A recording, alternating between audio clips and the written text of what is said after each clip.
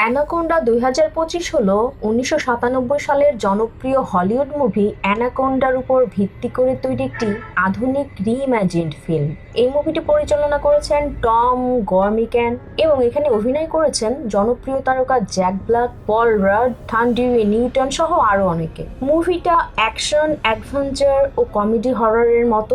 এখানে যেমন আছে ভয়ঙ্কর বিশাল অ্যানাকোন্ডা, তেমনি আছে হাস্যরস আর প্রচুর অদ্ভুত পরিস্থিতি। গল্পটি ঘুরে আবর্তিত হয়েছে কিছু মানুষের চারপাশে যারা একটি পুরনো কাল্ট ক্লাসিক সিনেমার রিমেক বানাতে গিয়ে অ্যামাজনের গভীর জঙ্গলে পা রাখে, কিন্তু সেখানে গিয়ে তারা বুঝতে পারে সিনেমার গল্প আর বাস্তবতার ভয় এক জিনিস নয়। এই মুভিতে দেখানো হয়েছে কিভাবে মানুষের লোভ, খ্যাতির লড়াই এবং প্রকৃতির প্রতি অবহেলা শেষ পর্যন্ত মানুষের জন্যই ভয়ঙ্কর বিপদ ডেকে আনে। আজকের এই ভিডিওতে আমরা জানবো অ্যানাকোন্ডা ২০২৫ মুভির সম্পূর্ণ এক্সপ্লেনেশন। তাহলে আর দেরি না করে চলো শুরু করা যাক।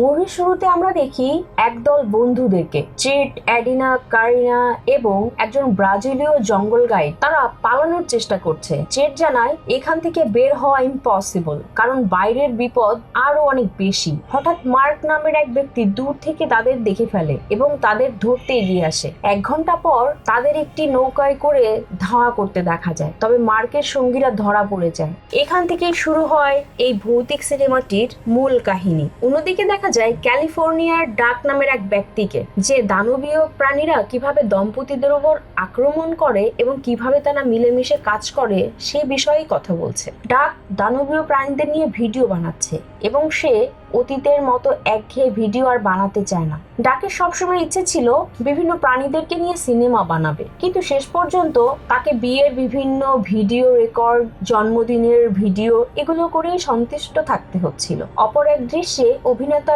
রন ব্রেডিকে তার ভ্যানিটি ভ্যানে দেখা যায়। রন তার অভিনেতা জীবন নিয়ে খুবই হতাশ ছিল, অনেকটা স্ট্রাগলিং অ্যাক্টরের মতো তার জীবন, যেখানে কাস্টিং লাইন থেকে অসংখ্য বার্তা আসা সত্ত্বেও তাকে কেবল পার্শ্ব অভিনেতা হিসেবে রাখা হচ্ছিল। পুরো মুভি জুড়েই ১৯৯৭ সালের অ্যানাকোন্ডা সিনেমার পোস্টার দেখা যায়। ২ দিন পর ডাক তার স্ত্রীর কাছে বাড়ি ফিরে আসে। তার জন্মদিনে বিভিন্ন আত্মীয় স্বজন, তার ঘনিষ্ঠ বন্ধুরা তার বাড়িতে জড়ো হয়। ডাকের এই দলে ছিল তার পুরনো বন্ধু স্টিভ, যে ব্যাংকে কাজ করে, এবং রন, যে বর্তমানে একজন ডিভোর্স আইনজীবী, আর দলের চতুর্থ সদস্য হুয়ান, যে অনেক বছর পর বন্ধু ডাকের সাথে দেখা করতে এসেছে। হুয়ানের পরিকল্পনা ছিল তাদের ছোটবেলায় বানানো একটি সিনেমা সবাইকে দেখাবে, যে সিনেমাটি ডাক পরিচালনা করেছিল। সেই সিনেমায় তারা 4 জনই শিশু শিল্পী হিসেবে অভিনয় করেছিল।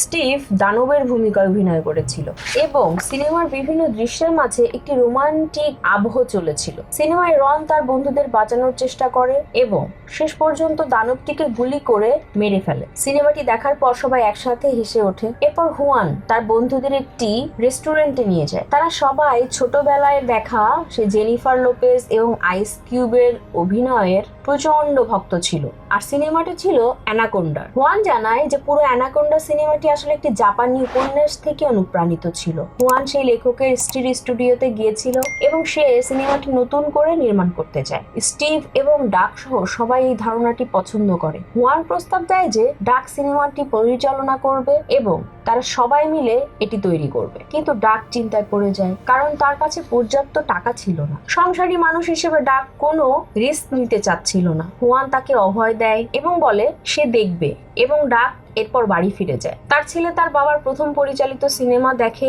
এবং তার স্ত্রীও তাকে তার স্বপ্ন পূরণ করার জন্য একটি রোমান্টিক ক্রিয়েচার ফিল্ম তৈরির জন্য উৎসাহ দেয়। তখনই তারা উপলব্ধি করে যে বিরক্তিকর বিয়ের ভিডিও না বানিয়ে এই প্রজেক্টে টাকা বিনিয়োগ করা হয়তো খারাপ হবে না। তারা সবাই মিলে সিনেমার স্ক্রিপ্ট লিখতে শুরু করে। হুয়ান খুব কম খরচে একটি অ্যানাকোন্ডা সিনেমা বানাতে চায়। শুটিং এর জন্য তাদের একটি সাপের প্রয়োজন ছিল এবং স্টিভ কার্লোস ব্রাথওয়েট নামের এক ব্যক্তির মাধ্যমে একটি সাপের ব্যবস্থাও করে ফেলে। কার্লোসের হালকা পাতলা চেহারা দেখে সবাই একটু চিন্তিত ছিল। সে তাদের একটি সাপ দেখায় এবং কার্লোস দাবি করে যে এই সাপটি বিষাক্ত নয়। সে বুঝিয়ে বলে যে জঙ্গলে এক ধরনের সাপ আছে যাকে মানুষ ভয় পায়, তবে এই সাপটি বিপজ্জনক নয়। এরপর ডাক সাপটির সাথে কিছু দৃশ্য ধারণ করার জন্য প্রস্তুত হয়। দূর থেকে একটি রেস্টুরেন্ট থেকে মার্ক তাদের লক্ষ্য করছিল। মুভির পরের অংশে দেখা যায় কাছেই এক মধ্যবয়স্ক ব্যক্তির নৌকা নৌকা ছিল সেখানে দুর্ঘটনাক্রমে একটি বাক্স ভেঙে যায় এবং সেটি মেরামত করার সময় তাদের সাথে এক চালকের দেখা হয়। সবাই তার সাথে যেতে রাজি হয় এবং লোকেশন দেখে সবাই মুগ্ধ হয়ে যায়। পরের দিনই তারা একটি সুন্দর জলপ্রপাতের কাছে শুটিং শুরু করে। তারা ডকুমেন্টারি স্টাইলে কিছু দৃশ্য ধারণ করছিল এবং এই বিষয়টি তারা সবাই খুব উপভোগ করছিল। সেই সাথে ডাক এবং কেনের মধ্যে ঘনিষ্ঠতা বাড়তে দেখা যায়। রাতে সবাই যখন ঘুমাচ্ছিল তখন কার্লোসের সাপটি স্টিভ এবং রনের কাছে চলে আসে এবং তারা প্রচন্ড ভয় পেয়ে যায়। হুয়ান সবাইকে জড়ো করে আশ্বস্ত করে যে সাপটি কারো ক্ষতি করবে না। পরদিন একটি দৃশ্যের জন্য তাদের সাপটি ধরার কথা ছিল।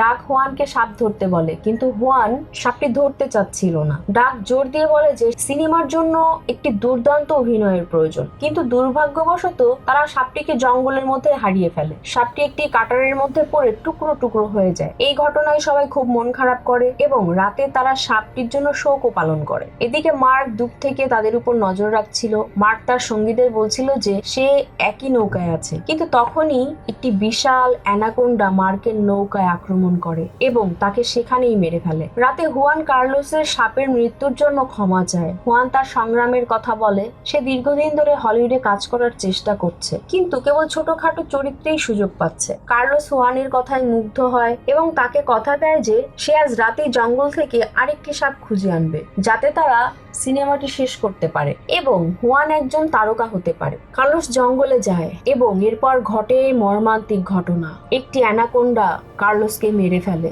সকাল হয়ে গেলেও কার্লোস ফিরে আসে না। সবাই চিন্তিত হয়ে পড়ে। ডাক এবং অন্যান্যরা কার্লোসের খোঁজ শুরু করে এবং নতুন সাপের সন্ধানে জঙ্গলে বের হয়। স্টিভও তাদের সাথে ছিল, কিন্তু কয়েক ঘন্টা পার হয়ে যাওয়ার পরও কার্লোসকে কোথাও পাওয়া যায় না। সবাই জঙ্গল ঘুরে দেখার সিদ্ধান্ত নেয়। যেতে যেতে তারা একটি খালি ট্রাক খুঁজে পায়। সবাই ট্রাকে ওঠে, কিন্তু তখনই অ্যানাকোন্ডাটি কার্লোসের মৃতদেহকে ট্রাকের উপর ছুঁড়ে ফেলে, যা দেখে সবাই আতঙ্কিত হয়ে যায়। ট্রাকটি প্রথমে স্টার্ট নিচ্ছিল না, কিন্তু ডাক নেমে সেটি ঠিক করে এবং তারা আবারও অ্যানাকোন্ডার মুখোমুখি হয়। উদ্ধারকারী দলের ভেতরে তারা মার্কের সঙ্গীদের খুঁজে পায়। স্টিভ গুলিবিদ্ধ হয় এবং ডাক তাদের রণকৌশল দেখে বেশ মুগ্ধ হয়। শেষ পর্যন্ত সবাই নৌকায় ফিরে আসে, কিন্তু সেখানে মার্ক তাদের বন্দুকের মুখে জিম্মি করে ফেলে। সাহায্য করার পরিবর্তে ব্যাংক কর্মকর্তা তাকে আঘাত করে অজ্ঞান করে দেয়। সবাই চলে যাওয়ার প্রস্তুতি নেয় এবং হুয়ান বুঝিয়ে বলে যে কিভাবে সে তাকে দ্রুততম সময়ের মধ্যে বিমানবন্দরে পৌঁছে দেবে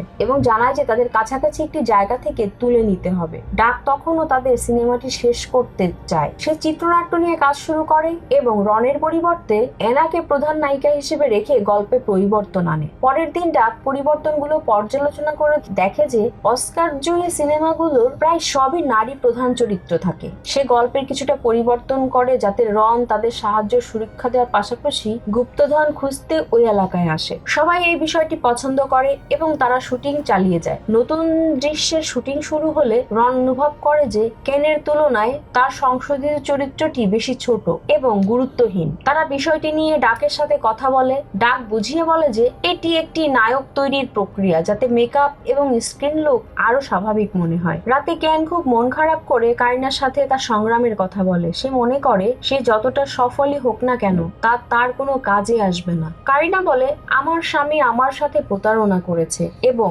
এখন আমার সব সাফল্য নিরর্থক। আমরা এখানে নতুন করে শুরু করতে এসেছি। পরের দিন রন ডাকের উপর প্রচন্ড রেগে যায়, কারণ ডাক তাদের এই পরিবর্তনের কথা জানায়নি। ডাক যুক্তি দেয়, আমি তোমাদের এখানে নিয়ে এসেছি, না হলে তোমরা এখানে তোমাদের সেই বোকা বোকা বিয়ের ভিডিও বানাতে। এটি নিয়ে দুই বন্ধুর মধ্যে তুমুল ঝগড়া হয়। পাশ দিয়ে একটি জাহাজ যাচ্ছিল যেখানে আইসকিপ এবং জেনিফার লোপেজ ছিলেন। একজন সহকারী পরিচালক ব্যাখ্যা করেন যে তারা সনির জন্য অ্যানাকোন্ডা নামের একটি সিনেমার শুটিং করছেন। এটি শুনে সবাই রনকে প্রশ্ন করতে শুরু করে। রন তখন স্বীকার করে যে তাদের কাছে আসলে সিনেমার সত্য ছিল না এবং সনি আগে থেকেই তাদের নিজস্ব সিনেমার শুটিং করছিল। ডাক বলে, তোমার জন্য আমি প্রায় প্রাণ হারাতে বসেছিলাম।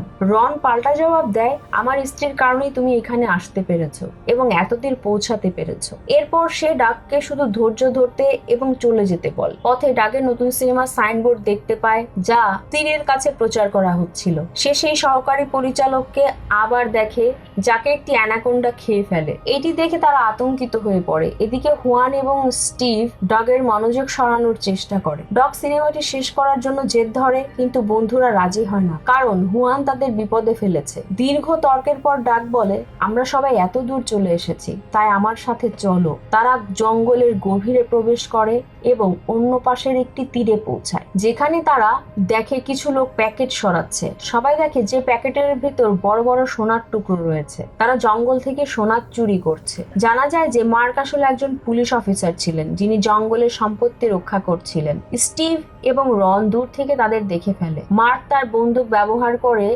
তাদের সেখানেই মেরে ফেলে। হঠাৎ সবাই বন্দুকের মুখে পড়ে এবং তারা বুঝতে পারে যে এখন আর দল পরিবর্তন করার সুযোগ নেই। এরপর অ্যানাকোন্ডাটি আবার আক্রমণ করে এবং এবার ডাককে লক্ষ্য করে। সবাই তখন পালিয়ে যায় এই ভেবে যে তাদের বন্ধুরা মারা গেছে, যা তাদের ভীষণ মর্মাহত করে। তবে তারা বুঝতে পারে স্টিভ এখনো বেঁচে আছে। স্টিভ সিদ্ধান্ত নেয় একটি মৃতদেহকে টোপ হিসেবে ব্যবহার করবে যাতে তারা পালাতে পারে। সবাই একমত হয় যে তাদের নিজেদের জীবন বাঁচাতে হবে। তারা ডাগের দেহটি একটি পশুর সাথে মাঠে রেখে দেয় যাতে অ্যানাকোন্ডাটি সেটিকে খাবার মনে করে। তারা সামনের দিকে মুভি সেটের দিকে এগিয়ে যায়, কিন্তু সেখানে ডাগের স্ত্রী সবাইকে দেখে ফেলে এবং তারা তাকে সব জানায়। তবে দেখা যায় ডাগ আসলে মারা যায়নি, সে শুধু আহত হয়েছিল। ডাগ তার বন্ধুদের সাথে পুনরায় মিলিত হয় এবং তারা তীরের কাছে নতুন অ্যানাকোন্ডা সিনেমার সেটে গিয়ে পৌঁছায়। তারা আগে দেখা সেই সহকারী পরিচালককেও দেখতে পায়। এরই মধ্যে একটি অ্যানাকোন্ডা লোকজনদেরকে তাড়িয়ে বেড়াচ্ছিল। জেনিফার লোপেজ এবং আইস কিউব সেখানে 1997 সালে সিনেমার শুটিং করছিলেন।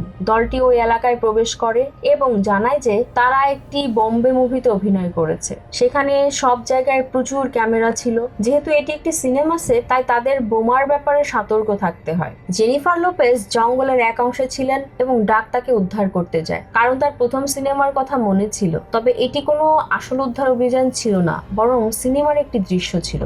ডাগ এবং হুয়াং মিলে এই পাশে একটি বোমা দিয়ে অ্যানাকোন্ডাকে মারার পরিকল্পনা করে। এখন তাদের কোনোভাবে অ্যানাকোন্ডাটিকে সেটে নিয়ে আসতে হবে। রন এবং ডাগের চিৎকারের মাধ্যমে তারা গাড়ি চালিয়ে মুভি সাইটের দিকে আসে এবং অ্যানাকোন্ডাটি তাদের পিছু নেয়। এরপর স্টিভ এবং ক্যান বলিউড স্টাইলের কন্ট্রোলার ব্যবহার করে এবং অ্যানাকোন্ডাটি যখন তাদের তাড়া করে তখন পুরো সেট জুড়ে বিস্ফোরণ ঘটতে থাকে। তারা পালানোর আগে ডগের স্ত্রী সবকিছু দেখে ফেলে। অ্যানাকোন্ডাটি তাদের দিকে ধেয়ে আসে, কিন্তু হুয়ান তার বন্দুক বের করে। ঠিক ছোটবেলায় বানানো সিনেমার মতো সে চিৎকার করে বলে কেউ আর বন্ধুকে মারতে পারবে না এবং অ্যানাকোন্ডার পাশের একটি গ্যাস লাইনে গুলি করে। এতে এক বিশাল বিস্ফোরণ ঘটে এবং সাপটি টুকরো টুকরো হয়ে যায়। চার বন্ধু তাদের মিশন শেষ করে সামনে এগিয়ে যায়। পরে একটি ফিল্ম ফেস্টিভ্যালে তাদের সিনেমাটি প্রদর্শিত হয়। সবাই পুরো সিনেমাটি দেখে এবং এটি বেশ বিনোদনমূলক বলে মনে করে। সিনেমাটি দেখার পর সবার জীবন বদলে যায়। রন এবং কেন বিয়ে করার সিদ্ধান্ত নেয়। সিনেমায়